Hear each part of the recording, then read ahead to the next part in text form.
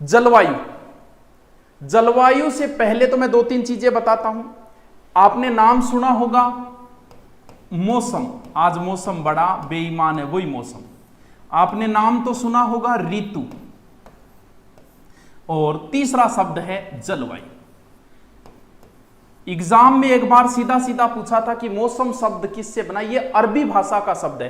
अरब के यात्री जो है इस शब्द का प्रयोग करते थे, वहीं से शुरू हो गया। सेकंड ग्रेड 2010 में आया था कि मौसम शब्द है, तो मौसम अरबी भाषा सबको पता है। मौसम कितने एक समय क्या होता है, ज्यादा नहीं, एक दिन, दो दिन, 1 घंटा, 2 घंटा, 5 घंटा। ऋतु थोड़ी सी लंबी होती है, थोड़ा लंबा टाइम। आज मैं आपको ऋतु बताऊंगा और आराम से सब कुछ याद हो जाएगा। थोड़ा सा लंबा टाइम है, 3 महीने, 4 महीने, 5 महीने, 6 महीने, जैसे 12 महीने में अपने 6 ऋतुएं हैं। ज्योग्राफी में मैं 4 ही ऋतु बताऊंगा। जलवायु तो बहुत लंबा समय होता है। जैसे आप पढ़ोगे कि सबसे ज्यादा सर्दी चूरू में पड़ती है, फिर आप पढ़ोगे सबसे ज्यादा गर्मी चूरू, जबकि पिछले 2 सालों में सबसे माइनस टेम्परेचर फतेहपुर का रह रहा है, लेकिन फिर भी सबसे ठंडा जिला चूरू, जबकि -2 साल से रह रहा है फतेहपुर। क्यों? क्योंकि जलवायु के अंदर बहुत लंबा आंकड़ा होता है, 25 से 30 साल के बीच का आंकड़ा होता है जलवायु। 30 साल कंटिन्यू अगर फतेहपुर में सर्दी पड़ेगी तब आएगा कि सबसे ठंडा जिला सीकर, वरना फिर कौन चल रहा है? चूरू ही चल रहा है। अब मुझे ऋतुएं बतानी पड़ेगी आपको, क्योंकि जलवायु आपके तब तक समझ में नहीं आएगा जब तक एक कंसेप्ट क्लियर नहीं होगा। वो कंसेप्ट आज मैं आपको क्लियर कराऊंगा। चलो 1 मिनट बता दूं, करूं शुरू? इजाजत दो, आगे जितने आना था करूं? चलो ठीक है। देखो, मैं आज पहले आपको अक्षांश बताऊंगा, अक्षांश के बाद आपको ऋतुएं बताऊंगा, और फिर आपको जलवायु बताऊंगा। एकदम ध्यान यही रहना चाहिए, कहीं नहीं जाना चाहिए आपका। मैं ऐसे एक चक्कर लगाता हूं। ये क्या है सर? ये गोलाई में है, ये एक पृथ्वी मान लेता हूं मैं, ठीक है। सबसे पहला काम होता है पृथ्वी के ऊपर दिशाएं लिखना, कहीं भी लिखना, भले आप अपने रजिस्टर में लिखो, कहीं भी लिखो।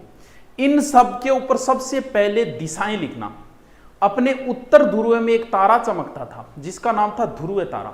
अपने बड़े बुजुर्ग जो है वो उसी तारे को आधार मान के दिशा का ज्ञान करते थे। उसी तारे को भूगोलवेताओं ने मान लिया और उत्तरी साइड में क्या लिख दिया? उत्तर लिख दिया। दूसरों कलर नहीं ऐसे ही दिख रही है, उत्तर लिख दिया, ठीक है। उत्तर के जस्ट अपोजिट में क्या लिख दिया? दक्षिण लिख दिया। सबसे पहले कौन सी दिशा लिखी? उत्तर। फिर कौन सी लिखी? दक्षिण।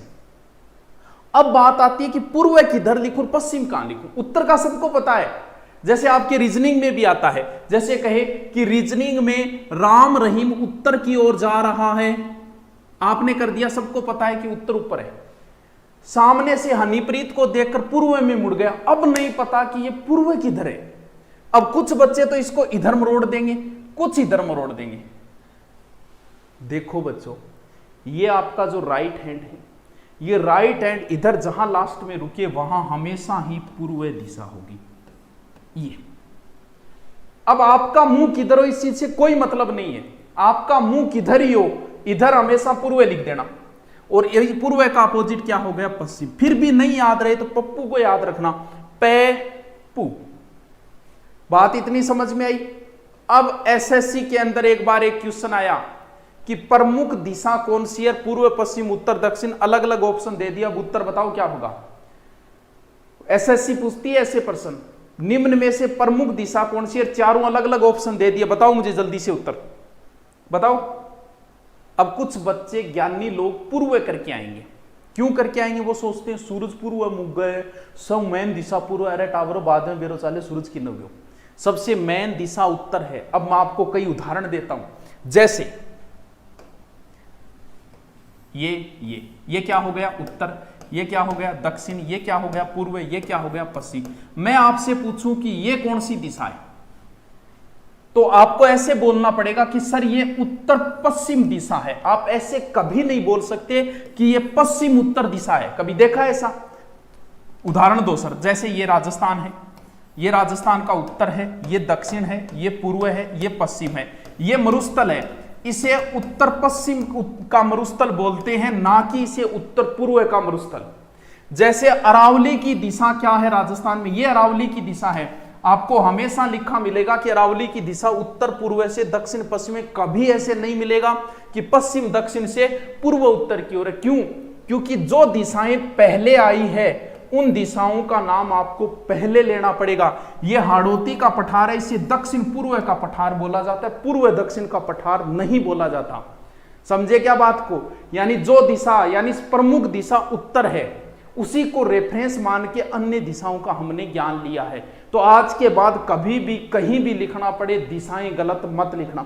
सबसे ऊपर उत्तर आएगा, दक्षिण आएगा, ये राइट हैंड जहां जाके रुके वहां हमेशा पूर्व दिशा होगी और बाकी हो गई पश्चिम दिशा। ठीक है, बैक चलता हूं मैं, वापस यहां आ जाता हूं। ठीक है, अब आगे समझो। दिशाएं लिखना आपको आ गया ना? ठीक है, इस पृथ्वी पे मैंने चारों दिशाएं लिख दी। अब इस पृथ्वी को बीच में से काट दो। जैसे ये मार्कर है, ये पृथ्वी है, इसको बीच में से काटेंगे तो पूरा बीच में से काटना पड़ेगा ऐसे, यानी ऊपर नीचे होते ही छोटी बड़ी हो जाएगी।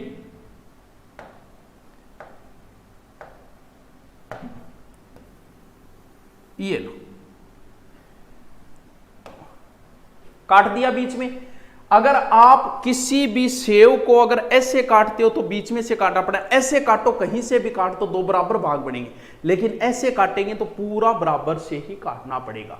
ठीक है, इसके ऊपर मैं लिख देता हूं 0, इसके ऊपर मैंने लिख दिया 0 और इधर भी लिख दिया क्या? 0। ठीक है, कोई समस्या नहीं, किसी के ऐतराज है क्या? यानी ये पृथ्वी है, पृथ्वी को हिंदी में बोलते हैं भू, बीच में लाइन खींची, मध्य, भूमध्य रेखा। विषुव का अर्थ होता है बराबर। ये लाइन पृथ्वी को दो बराबर भागों में बांटती है, इसलिए इसका दूसरा नाम क्या है? विषुवत रेखा। बताओ, इतने में किसी के कोई समस्या है क्या? बताइए, बताइए, कोई समस्या है क्या? पूरी पृथ्वी, बीच, बीच का मतलब भू, मध्य रेखा। अब पृथ्वी पर दो प्रकार की लाइनें खींची होती है, एक तो होती है अक्षांश और एक होती है देशांतर।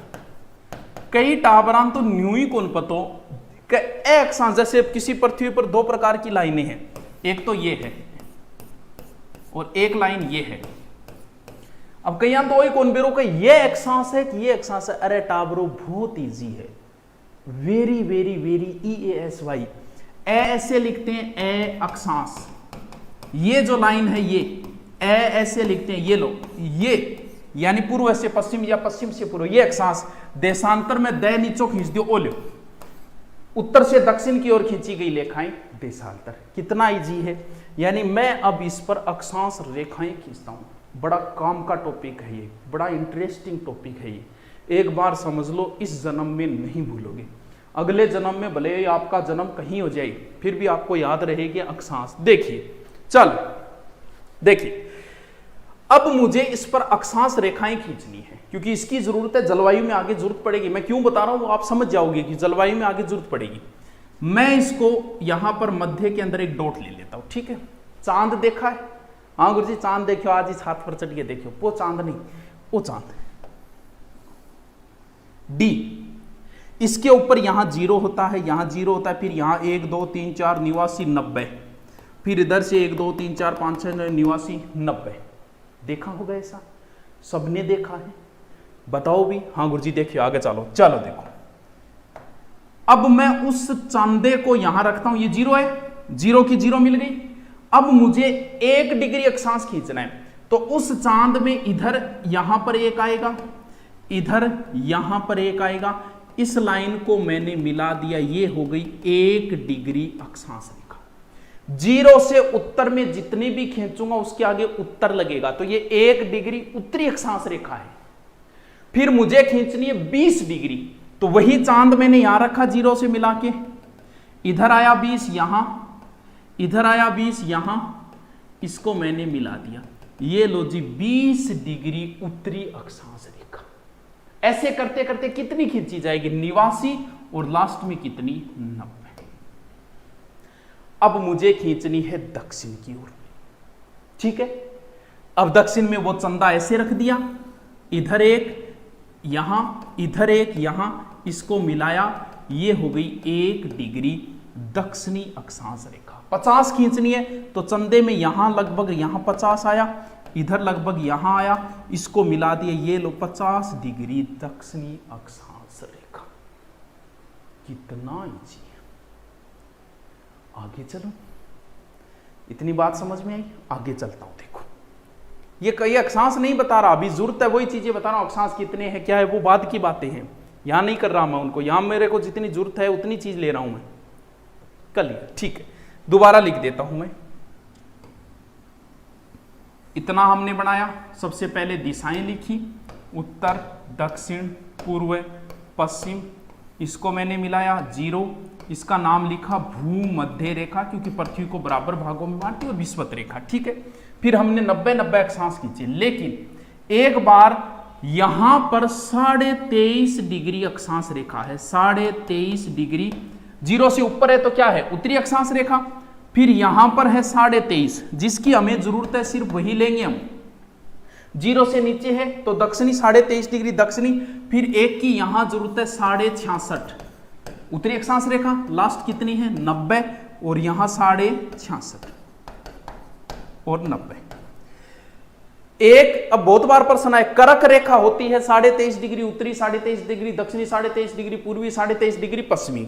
देखो कुछ नहीं करना, इनमें से एक का नाम करक है, एक का नाम मकर है। कै पहले आता है तो ऊपर से आओगे तो सबसे पहले वाली ये करक रेखा, मैं बाद में आता है, ये लो जी मकर रेखा। यानी 23.5 डिग्री उत्तरी अक्षांश रेखा करक रेखा होती है, 23.5 डिग्री दक्षिणी अक्षांश रेखा मकर रेखा होती है, और 66.5 डिग्री सीधी बोल दो, 66 डिग्री उत्तरी अक्षांश और 66। इतनी बात क्लियर हो गई तो मैं आगे चलूं। बताइए मुझे, क्या इतनी बात आपके क्लियर हो गई क्या? अरे बड़ी काम की चीज बता रहा हूं, चलता हूं आगे। अब मुझे इसके ऊपर बहुत सारे काम करने हैं। अब इस चीज को समझो, बड़ा ही आनंद आएगा, बड़ा ही मजा आएगा। देखिए ठीक, देखिए मुझे इसके ऊपर कटिबंध खींचनी है और भी बहुत सारे काम करने। मान लो किसी दिन सूर्य, ये पृथ्वी है, मैं सूर्य छोटा सा बनाता हूं, यहां पर सूर्य है, कब है 2 रे कितने होते 3, तीसरों महीनों कौन सो है मार्च। ये जो 21 मार्च को सूर्य 2 रे 3 मार्च के महीने में सूर्य इस रेखा के ऊपर है, कौन सी रेखा के ऊपर, भूमध्य रेखा के ऊपर। रेखा पे सूर्य चमक रहा है, इसका मतलब सूर्य का ताप इधर भी बराबर पहुंच रहा है और सूर्य का ताप इधर भी बराबर पहुंच रहा है। यानी मार्च के अंदर सूर्य का ताप जो है दोनों ध्रुवों को बराबर मिलेगा, दिन और रात बराबर होगी। क्यों? क्योंकि आप देख लो पृथ्वी के बीच में है सूर्य, तो दोनों को बराबर भाग में तापमान मिलेगा। अब सूर्य ऊपर जाना शुरू हो जाता है, यानी मार्च के बाद उसे कर्क रेखा पे आने पे 3 महीने लगेंगे, यानी मार्च, अप्रैल, मई, जून, यानी सूर्य जून में यहां आ गया। वही तारीख कितनी, 21 जून। यानी 21 जून को सूर्य कर्क रेखा पे चमकेगा और भारत है यहां, कर्क रेखा भारत के मध्य से है। अब कर्क रेखा पे सूर्य चमक रहा है 21 जून को, तो इसका मतलब सूर्य का ताप उत्तरी ध्रुवों को तो पहुंचेगा, लेकिन लास्ट में यहां तक ही रह जाएगा। कहां, 66.5 तक, उससे नीचे नहीं पहुंच पाएगा, क्योंकि ऐसे अब उत्तरी ध्रुव को मिल रहा है तो ये नीचे वाला ध्रुव अछूता रह जाएगा। यानी इस प्रोसेस में सूर्य को कितने महीने लगे, 3 महीने। यानी 21 जून को उत्तरी ध्रुव का सबसे बड़ा दिन होगा, और इसके अपोजिट में दक्षिणी ध्रुव यानी मकर रेखा पे जैसे ऑस्ट्रेलिया है, यहां पर सर्दी पड़ती है, दक्षिणी ध्रुव का सबसे छोटा दिन होगा। यानी बड़ा दिन होगा तो रात छोटी होगी, यहां रात क्या होगी, बड़ी। बात को समझे क्या, समझे क्या? यहां 3 महीने अंधेरा रहा है, इतनी बात समझ गए क्या? हां, ये बड़े दिन ये रटने नहीं है, समझो। पूरा सूर्य बनाया मैंने, तीनों रेखाएं खींची। मार्च के महीने में 2 रे 3, 21 मार्च को सूर्य विषुवत रेखा पे है। विषुवत रेखा पे होने का मतलब बराबर ताप मिलेगा पूरी पृथ्वी को, दिन और रात बराबर होंगे। फिर सूर्य ऊपर की ओर जाना शुरू, ऊपर क्यों जाएगा वो बाद में बताऊंगा। फिर सूर्य ऊपर की ओर जाना शुरू हुआ, 3 महीने लगे कर्क रेखा पे पहुंचने, 21 जून को पहुंच गया, या मार्च, अप्रैल, मई, जून। अब सूर्य वापस जाना शुरू हो जाएगा और वही 3 महीने लगेंगे, यानी जून के बाद जुलाई, अगस्त, सितंबर। ये लो जी, 23 सितंबर को सूर्य वापस वहीं आ गया जहां 21 मार्च को था। जैसे मार्च में दिन होते हैं एकदम ऐसे शानदार, ना दिन ना गर्मी ना सर्दी, वैसे ही सितंबर में होते हैं दिन ना गर्मी ना सर्दी। तो अब वापस वही स्थिति बन गई, सूर्य का ताप बराबर पहुंचा पूरी पृथ्वी के ऊपर, इधर भी पहुंचा उधर भी पहुंचा, और दिन और रात वापस क्या हो गई, बराबर हो गई।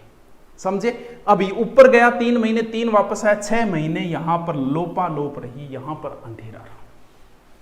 अब सूर्य नीचे जाना शुरू हो गया,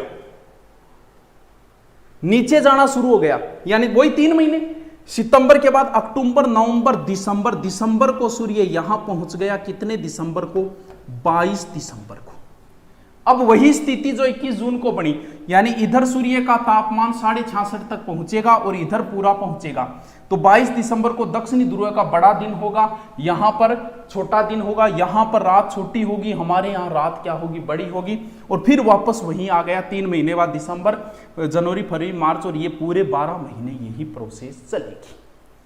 क्या याद रखना है, मार्च से शुरू करना है, 3-3 महीने जोड़ेंगे, 21, 21, 23, 22, 21, 21, 23, 22, बस 4 ही तो दिन।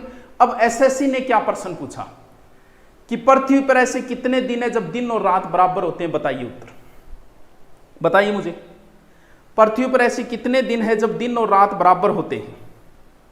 21 मार्च को यहां चमकेगा, दिन और रात बराबर होगी, फिर ऊपर गया तो इधर तो दिन बड़े होने शुरू हो गए, इधर छोटे होने शुरू हो गए दक्षिणी ध्रुव में। जून में यहां का दिन बड़ा हुआ, रात छोटी हुई, यहां उल्टा हो गया, फिर आया नीचे। तो ये 23 सितंबर और 21 मार्च 2 ही ऐसे दिन है जब पृथ्वी पर दिन और रात बराबर होंगे। बाकी यहां पर 21 जून को यहां गर्मी पड़ेगी, यहां सर्दी पड़ेगी, यहां 22 दिसंबर को गर्मी पड़ेगी, यहां सर्दी पड़ेगी। क्या इतनी बात समझ में आई? मार्च में कौन सी ऋतु शुरू होती है? मार्च में पतझड़ आता है, बसंत ऋतु शुरू होती है, यानी 21 मार्च को बसंत ऋतु शुरू होगी, 21 जून तक चलेगी। जून में गर्मी शुरू होती है, ये ज्योग्राफी के अनुसार मानसून के आधार पर अलग है। जून में गर्मी शुरू होगी, 23 सितंबर तक चलेगी, कौन सी ऋतु? ग्रीष्म ऋतु। फिर 2 ऋतु बची, एक तो शरद और एक शीत, यानी शीत तो एकदम सर्दी, वो तो बाद में आएगी, पहले शरद आएगी। तो यहां सितंबर से 22 दिसंबर तक कौन सी ऋतु है? शरद ऋतु। और यहां से यहां तक कौन सी ऋतु है? शीत ऋतु। ये तो है ज्योग्राफी के अनुसार, वैसे अपनी 6 होती है, ये भी कोई याद रखो तो रख लेना, वरना कोई जरूरी नहीं है। लेकिन मैं अब आपसे एक प्रश्न पूछता हूं, जैसे 21 मार्च को बसंत ऋतु शुरू हुई, 21 जून को खत्म हुई, 21 जून को ग्रीष्म ऋतु शुरू हुई, 23 सितंबर। अब बताइए 21 जून को दक्षिणी ध्रुव में कौन सी ऋतु शुरू होगी? इसका उत्तर बताओ, अगर आपकी कहानी समझ में आ गई तो। 21 जून को दक्षिणी ध्रुव में कौन सी ऋतु शुरू होगी? 21 जून को हमारे यहां ग्रीष्म ऋतु शुरू होती है, तो वहां पर हमसे उल्टी होगी, वहां शीत ऋतु शुरू होगी, यानी हमसे उल्टा होगा वहां पर। चलो इतनी बात समझ में आ गई तो मैं आगे चलो, अगर इस कंसेप्ट को आपने समझ लिया तो आपके आगे कहीं कोई समस्या नहीं आएगी। अब मैं जिस चीज पे आना चाहता हूं वो जो जरूरी है, जैसे आपसे बहुत बार प्रश्न आता है राजस्थान किस कटिबंध में आता है, भारत, वो चीज अब है, और ये चीज बहुत काम आएगी। जब मैं मानसून समझाऊंगा तब ये कंसेप्ट काम आएगा। सीधा याद रखना है 21, 21, 23, 22, 21, 21, 23, 22, बस मार्च से शुरू करना है बस। चलो दोबारा मैं नई चीज पे आता हूं अब, जो चल देखिए क्या बताया मैंने ये बनाया। अब काम की चीज बतानी है मुझे, ये 0, ये 23.5 कर्क रेखा, ये 66.5, ये 90, ये 23.5 मकर। एक चीज ध्यान रखियो, घटिया कंफ्यूज ना हो जाए, बुर्जियो सूरज ऊपर नीचे क्यों है? टावरो सूरज कोई ऊपर नीचे को नहीं हो रहा बेचारो, ये सूर्य है, ये पृथ्वी है। ऐसे मैं टॉर्च मारूं इसके ऊपर, पृथ्वी के ऊपर, यहां से देखो बराबर ताप मिल रहा है, 12 महीने में घूम के आ गई, सब बराबर हो गया। लेकिन पृथ्वी 23.5 झुकी हुई। अब देखो यहां से टॉर्च मारो तो किस ध्रुव को प्रकाश मिलेगा? सर अब तो उत्तर को मिलेगा क्योंकि पृथ्वी झुक गई, और 6 महीने बाद यहां आ गई। अब देखो कौन से ध्रुव को मिलेगा? दक्षिण का। कोई ऊपर नीचे नहीं हो रहा, ये सारी घटना पृथ्वी के झुके होने की वजह से। अगर पृथ्वी झुकी नहीं होती तो कभी ऋतुएं नहीं बनती, जहां गर्मी है वहां गर्मी रहती, जहां सर्दी है वहां सर्दी रहती। चलो आगे चलो, राजस्थान किस कटिबंध में आता है वो चीज अब समझनी है। मैं सूर्य को ऊपर लेके गया, अधिकतम कहां तक लेके आया था सर? आप अधिकतम कर्क रेखा तक लेके आए थे।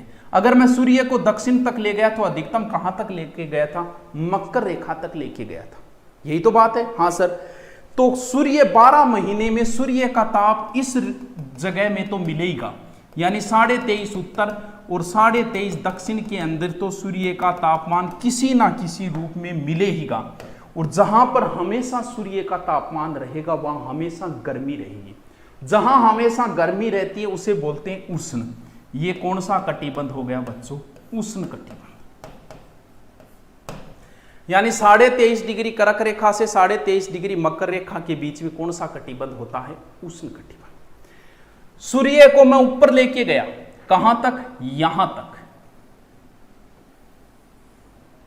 यहां तक लेके गया तो यहां तक सूर्य का ताप पहुंचा। जब सूर्य यहां आ गया तो भी किसी ना किसी रूप में 66.5 तक तो तापमान पहुंचा था। यानी यहां पर पूरी गर्मी तो नहीं रहती, लेकिन गर्मी सर्दी के बीच की अवस्था रहती है। ना सर्दी रहती है, ना तो उष्ण रहता है, ना ही शीत रहती है। तो उस क्षेत्र को जहां ना गर्मी रहे ना सर्दी रहे, उस क्षेत्र को क्या बोला जाता है बच्चों? उस क्षेत्र को बोला जाता है शीतोष्ण। तो ये उत्तरी साइड में तो उसे उत्तरी शीतोष्ण कटिबंध, और यहां भी किसी ना किसी रूप में ताप पहुंचेगा, तो इस क्षेत्र को हम क्या बोल देंगे? दक्षिणी शीतोष्ण कटिबंध। आई बात समझ में? यहां पर तो चाहे सूर्य उत्तर में आ जाए चाहे दक्षिण में, यहां तो हमेशा बर्फ ही जमी रहती है, इसलिए इस कटिबंध को क्या कह दिया? शीत कटिबंध, और इसको भी दक्षिणी शीत कटिबंध। ये 5 कटिबंधों में बांटा गया। अब प्रश्न पुटअप यह होगा, जैसे राजस्थान किस कटिबंध में आता है? तो देखो, कर्क रेखा राजस्थान के डूंगरपुर बांसवाड़ा से गुजरती है, 90% राजस्थान ऊपर रह गया। तो भाई सामने दिख रहा है, भाई सिर्फ डूंगरपुर बांसवाड़ा ही तो उष्ण कटिबंध में आया है, कर्क रेखा यहां, बाकी राजस्थान ऊपर रह गए, तो आप इसे शीतोष्ण कह सकते हो, कोई गलत नहीं है। लेकिन भारत के बीचों बीच गुजरती है कर्क रेखा। अब भारत ने क्या बोलूं, आप समझ में बुनियादी कहानी का, भारत तो बीचों बीच है, यानी कर्क रेखा आधो ऊपर है आधो नीचे। अब उष्ण बोलूं शीतोष्ण बोलूं? भूगोलवेताओं ने क्या किया, 23 से ऊपर तक 5 तक ले लिया, लगभग इधर 5 तक ले लिया, इसके बीच को उपोष्ण कहने लग गई। बोल भी इसके लगभग बीच में आता है उसे उपोष्ण कह दो, और यहां भी इसके बीच में जो आता है उसे उपोष्ण कह दो। लेकिन फेसरेड में प्रश्न आया भारत किस कटिबंध में आता है, उसमें उत्तर उष्ण माना था। क्यों माना था? बोल जी चाहे सूर्य ऊपर जाए नीचे जाए, भारत में तो गर्मी रहती है, इसलिए मान लो कि भारत उष्ण कटिबंध में आता है। अगर आपसे पूछ ले वैसे तो भारत किस कटिबंध में आएगा? उष्ण की तो बढ़ना है। राजस्थान का दक्षिणी डूंगरपुर बांसवाड़ा उष्ण कटिबंध में आता है, बाकी भाग शीतोष्ण या फिर उपोष्ण भी कह सकते हो, क्योंकि यहां के लगभग बीच वाले क्षेत्र को क्या बोल दिया?